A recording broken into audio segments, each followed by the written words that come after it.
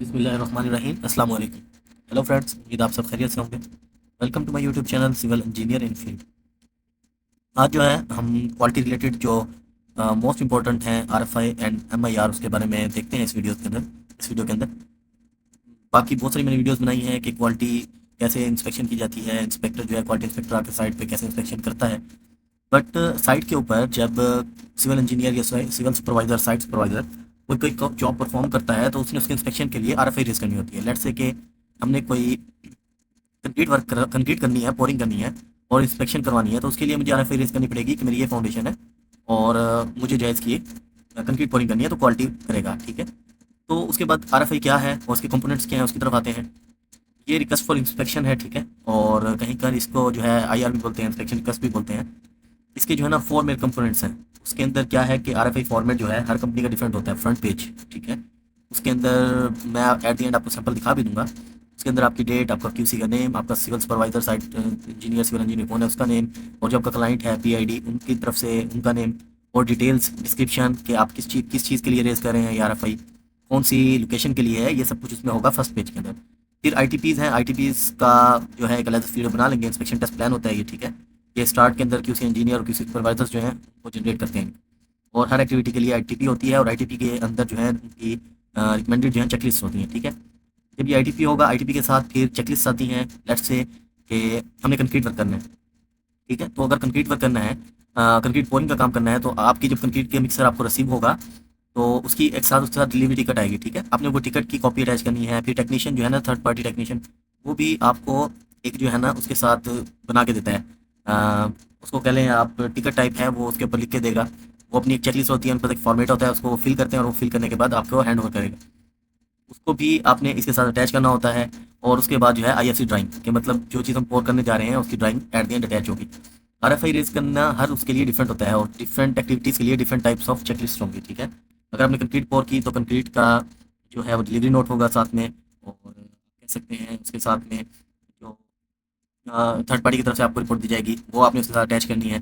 जो सिलेंडर उसने कास्ट किए, कितने दिन पे वो इनको वो करेगा, टेस्टिंग करेगा, वो सब उसमें मेंशन किया होगा। अगर आपने सर्वेइंग की आरएफआई रेस कर रहे हैं तो उसके अंदर सर्वे रिपोर्ट्स जो होती हैं आपकी, वो भी साथ अटैच की जाएंगी, ठीक है। अगर क्रशिंग की हैं तो जो क्रशिंग की रिपोर्ट आपकी आएगी आपने उसको भी अटैच करना है। अगर आप कोटिंग के लिए कर रहे हैं पेंटिंग की, तो आपने क्या करना है, उसकी डीएफटी टेस्टिंग होगी, ठीक है। जब डीएफटी की जाती है तो उस डीएफटी के बाद उसका भी जो है इसके अंदर उसका भी आपको थर्ड पार्टी जो है एक अपना फॉर्मेट होता है उनके पास, उसके ऊपर वो लिख के देंगे कि इतनी इतनी डेप्थ ये आई है, थिकनेस आई है पेंट की, वो सब कुछ आपको प्रोवाइड करेंगे, वो भी आपने इसका अटैच करना है, ठीक है। तो अब चलते हैं एमआरआई की तरफ और एमआईआर की तरफ, उसके बाद जो है मैं आपको सैंपल दिखाऊंगा। सो हमारा जो नेक्स्ट है वो एमआईआर या एमआरआई, मटेरियल रिसीविंग इंस्पेक्शन या मटेरियल इंस्पेक्शन रिक्वेस्ट, ठीक है।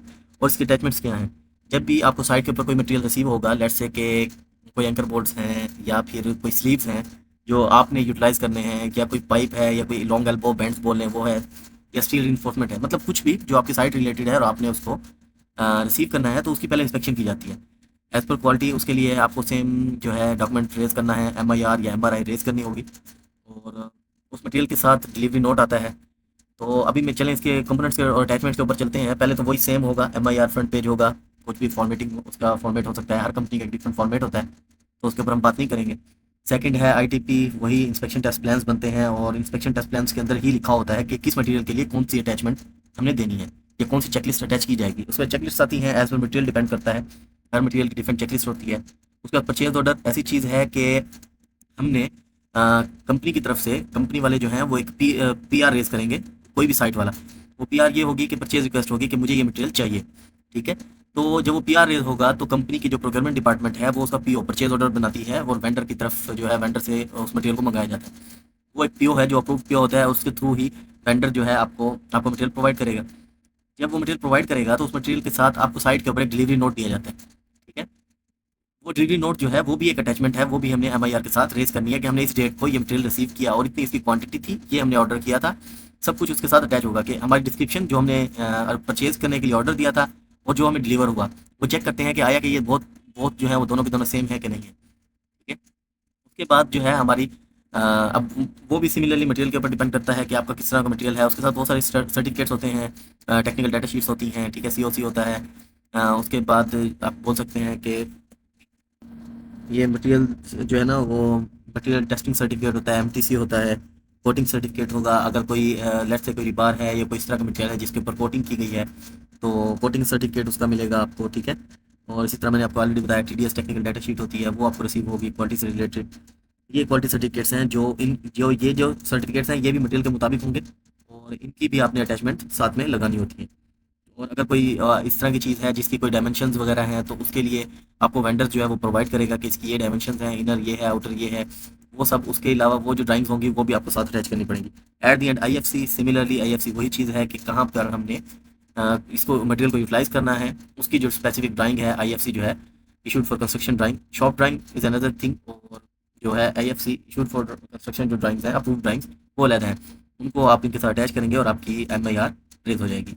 तो एमआईआर के बाद जो है ये एक सैंपल है, इसके अंदर फ्रंट पेज आपको नज़र आ रहा होगा, ये आरएफआई का है, ठीक है।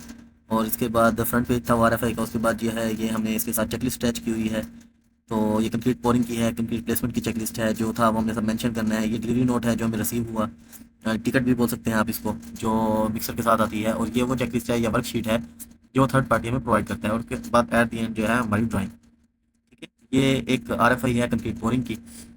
सो that's all for today's video, thank you so much, take care, bye bye, अल्लाह हाफिज़। और मैं साथ में अपने फ्रेंड कोलीग मिस्टर जोएब को भी शुक्रिया अदा करूँगा जिन्होंने ये इन्फॉर्मेशन और ये आरएफआई सैंपल मेरे साथ शेयर किया। जी थैंक यू।